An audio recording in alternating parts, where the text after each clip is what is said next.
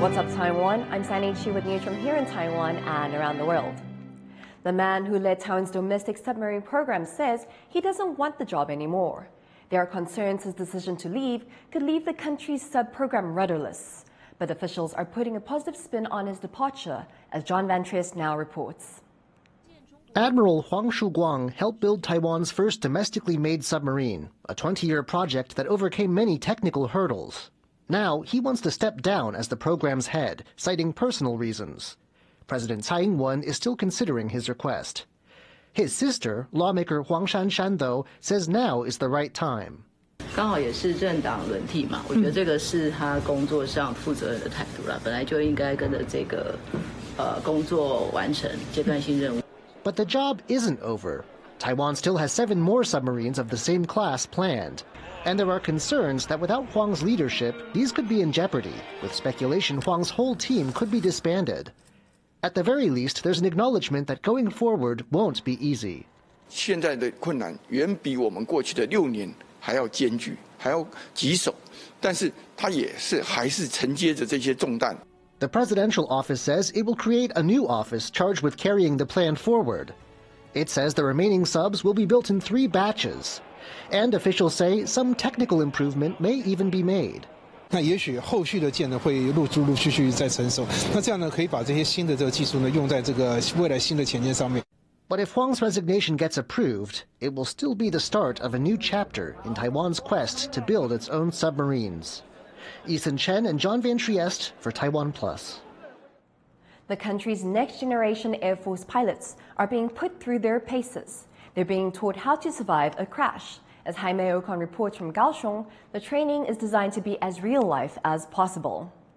Behind me is Taiwan's Aircrew Survival Training Center in Gangsang Air Force Base in Kaohsiung. It's one of the only training centers of its kind, and the military uses it to train future pilots.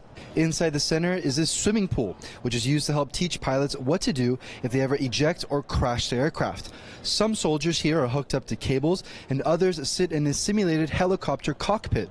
They then splash into the water and then follow a series of procedures to maximize their chances of getting rescued. The hardest part for many here is being submerged and then twisted 180 degrees.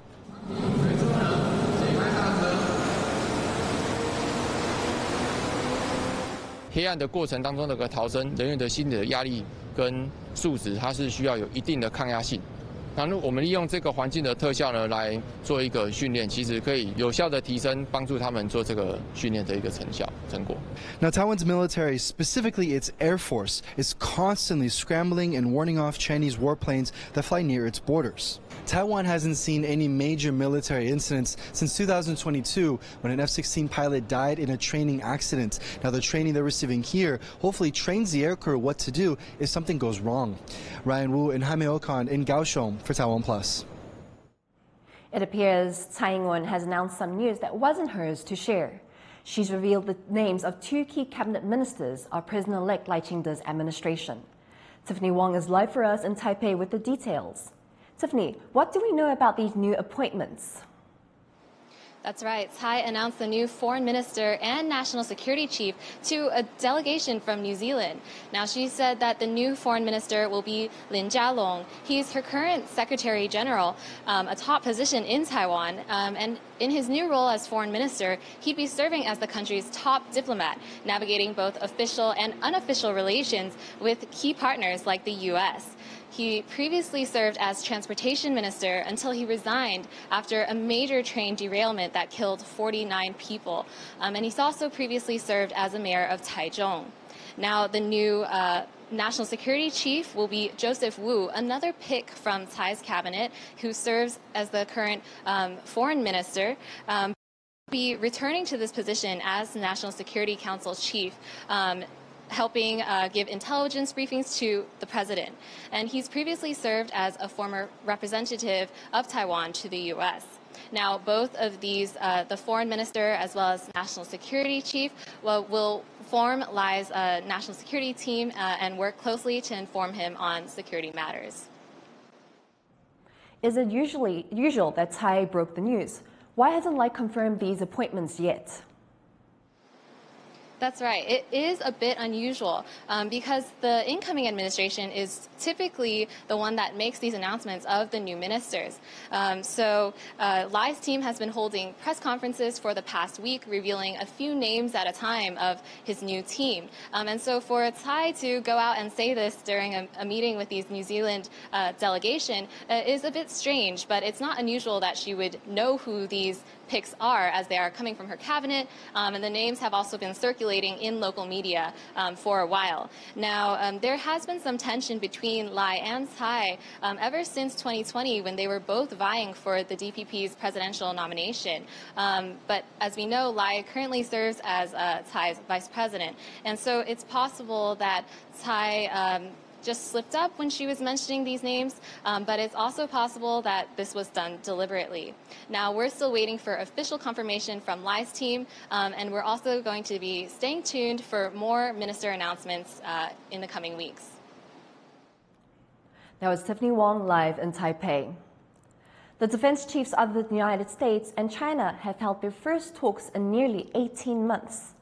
The video call between Lloyd Austin and his Chinese counterpart Dong Jun took place on Tuesday. It comes as the two countries work to improve ties after recent tensions between China and the Philippines, a U.S. treaty ally in the South China Sea. A Pentagon spokesperson said the two discussed the war in Ukraine, tensions in the South China Sea, and Taiwan. The Secretary reiterated that the United States remains committed to our long-standing One China policy, which is guided by the Taiwan Relations Act, the 3 U.S.-China joint communiques, and the 6 assurances, and he reaffirmed the importance of peace and stability across the strait. German Chancellor Olaf Scholz has asked Chinese President Xi Jinping to pressure Russia to end its war in Ukraine. Scholz is on a 3-day visit to China, which is Germany's largest trading partner. He said Xi had agreed to back a peace conference in Switzerland in June. Scholz also addressed concerns about trade overcapacity while meeting with Chinese Premier Li Qiang, urging better market access and a level playing field for German firms. Es ist sehr klar, dass wir reden müssen über die Frage von Überkapazitäten, dass wir reden müssen über Subventionswettbewerbe. Ein zentrales Thema auch deshalb, weil es ja auch Fragen von Subventionen überall in der Welt gibt. Viele Staaten machen das gerade, wenn es um erneuerbare Energien und fortgeschrittene Techniken der Elektromobilität gibt. Solomon Islanders are voting in a general election that's being closely watched by the US, China, and Australia. Incumbent Prime Minister Manasseh Sogavare signed a security pact with China in 2022 and has pledged to strengthen ties with Beijing if re-elected. Opposition leaders say they're alarmed by China's involvement in the region and want to scale back relations. This is the Solomon Islands' first election since it switched diplomatic recognition from Taiwan to China in 2019. Torrential downpours have flooded Dubai in an unprecedented extreme weather event. People were forced to abandon their vehicles and even take to rafts after over a year's worth of rain fell in the city in 24 hours, flooding roads and residential communities. Dubai International Airport, one of the busiest in the world, was forced to divert flights due to the intense storm. Record rains have also killed 18 people, including 9 schoolchildren in neighboring Oman. More rainfall is expected over the coming hours. Taiwan star taekwondo athlete Luo Jialing is managing an injury ahead of her second Olympic Games. We found out how the Tokyo Olympic medalist's perseverance can bring her gold in Paris. Featherweight taekwondo fighter Luo Jialing is full of surprises. In 2021, she seemingly came out of obscurity to win bronze at the Tokyo Olympics. Then 19, she was the youngest competitor from Taiwan to win an Olympic medal in taekwondo in over 30 years. 比赛的当下结束，然后站上颁奖台的时候，我的心情其实都非常的完全没有想法，因为我脑中一直告诉我自己说，我是真的得铜牌了吗？ Luo wasn't the only one surprised by her performance. 那时候真的是没有预想到她，因为太年轻了，而且又第一次打。 Although Luo's first Olympic win came early, she was tipped for taekwondo glory from a young age. She has trained relentlessly for years, first under her father at his dojo, and now as part of Taiwan's national team. 我们有一次是在做斜坡训练，那他就有一点跑不上去的那种感觉。那当下我就在路边捡了一根竹子在后面追他，我说追到了我就打你这样子。他是边跑边哭，但是确实跑得比我更快。At 183 centimeters tall, Law's height has proved to be a double-edged sword. It gives her a reach advantage over most of her opponents, but also means she has to shed a lot of weight to compete in the 57-kilogram division. Now, at 22 years old, the day-to-day grind of training and losing weight has taken a toll on her body. 去年我一整年参加了10几个比赛，等于我要降10几次体重，所以我的骨密度那些就是骨质其实都有比较偏低的一个状况。对，所以现在就是营养品吃很多。Law's health became an issue while she was competing in the World Taekwondo Grand Prix in 2023. Mid-tournament, she felt a sharp pain in her rib, but chose to fight through it. 他就跟防务员要了2颗止痛药，就吃止痛药就上去了。可那一场就完全没办法，然后后来是真的是没办法用走了下来，他就是用爬的，我们上去把他抱下来，然后轮椅推出来以后，回来台湾检查，又是肋骨骨裂。In the run-up to Paris 2024, Law continues to compete while undergoing treatment for her injury. For Law and her team, the temporary agony is a small price to pay for another shot at Olympic glory. 不能不打，因为不打就没有了。就是你在这个伤势下怎么样与伤势共存，然后还可以比赛。Law is determined to persevere through her injury and be in peak condition when she steps onto the mat in Paris this summer. 希望自己有更好的成绩嘛，尽可能的去把自己的心态去放松，然后去调整好，一样去用享受的感觉去这场比赛。Grit, determination, and perseverance have been the hallmarks of Law's career so far. It would be no surprise if these qualities carry her once more to the podium in Paris this summer. Pedestrians can look forward to walking more freely after a bill addressing Taiwan's cluttered sidewalks passed the legislature. 机车还有摊车，还有一些盆景的这样子，最好能够做个改善的。很肮脏，甚至一些那个废弃物很多，那你走路都很不方便。The new regulations aim to make the streets safer by setting stricter standards for pedestrian pathways. Fines of up to $4,600 can be issued for sidewalk obstructions, such as protruding structures or equipment. And even sidewalks blocked by vehicles and other items are a common problem across Taiwan. Modern street food from China is making its presence in Taiwanese night markets. As Iron Lin reports, people in Taiwan are at the forefront of sharing these snacks with the world. Once night falls, hungry foodies emerge to hunt for the best new treats in Taiwanese night markets, Chinese street food. These snacks have gone viral on Chinese social media platforms like TikTok and Little Red Book. And now their aromas have traveled across the strait. 因为网络上很红，其实在台湾的接受度是很高的。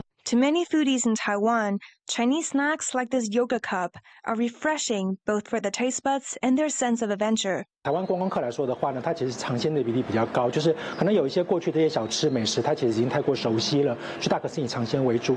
As appetites grow in Taiwan for these foods, vendors are blending the originally Chinese specialties into local novelties. 我去那边跟亲戚学了之后，然后再自己改良，然后结合西点的元素，然后再结合在地的食材。With its many curious and adventurous customers, marketers say Taiwan may serve as a gateway for people to experience modern Chinese street food. 他会觉得说，这个好像曾经在短视频上面看过，但是他可能不见得会到对岸去，所以这时候呢，在台湾就变成了一个指定购买的机会。In this new era, it seems nothing will go untouched by social media, and that includes Taiwan's long-standing night market culture. Scott Huang and Irene Lin for TaiwanPlus. Thank you for watching What's Up Taiwan. You can visit the TaiwanPlus website or follow our social media for more stories from Taiwan and around the world. Finally, today, Muslims around the world are celebrating the end of Ramadan. Indonesia marked Eid al-Fitr with its hot air balloon festival. I'm Sandy Chi. Take care and see you next time.